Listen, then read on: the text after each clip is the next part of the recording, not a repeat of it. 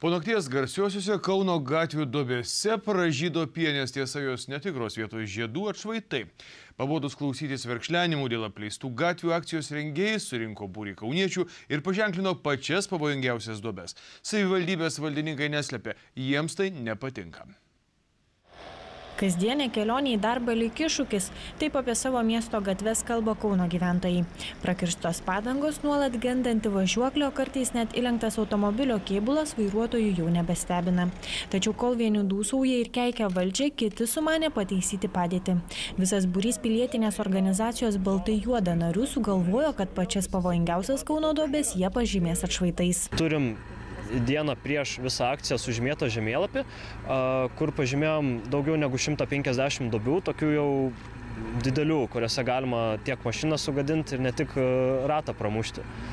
Ir planuojam ateinančią savaitę tą mūsų sužymėtą žemėlapį išsiųsti nušviestą seniūnijam, kad taipogi jie žinotų, kur irgi yra duobės ir atsižvelgtų į tai planuose taisant kelius. Ir labai svarbu, man atrodo, kad čia yra nepasakymas miesto valdžiai, kažkoks toks moralas, bet tai yra gal greičiau toks paskatinimas žmonėms, kad patiems reikia tvarkyti su tuo, ką turim. Jaunuoliams duobių ženklinimas tapo tarsi pramoga.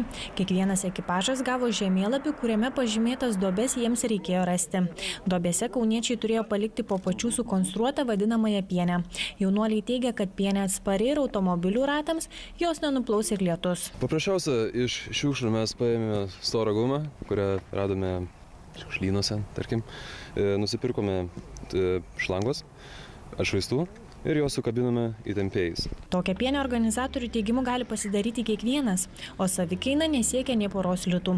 Iš viso Kaune sužymėję daugiau nei 150 duobių, pilietinės akcijos nariai tikisi, kad sužydėjus tikrosioms pienėms visos Kauno duobės bus užlopytos.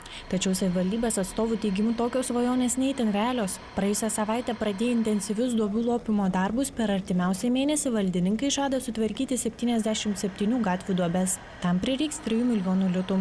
Kitoms gatvėms tvarkyti pinigų ieškoti reikės vėl. Tuo tarpu per naktį duobėse pražydusias pienės savivaldybės atstovai vertina skeptiškai. Vis tik nuomonės laikaus, kad tai nėra pats tinkamiausias būdas. Manau, kad tas duobės atidžiai važiuojant jas galima ir be tokių priemonių įdėti, o savivaldybė savo ruožtų deda pastangas, kad jų neliktų. Policijos atstovai teigia, kad pažymėti pavojingą duobę gatvėje kiekvieno eismo dalyvio pareiga, taip pat kaip ir pašalinti nuo važiuojamosios dalies pavojingą kliūtį. Tačiau persistengti nevertėtų.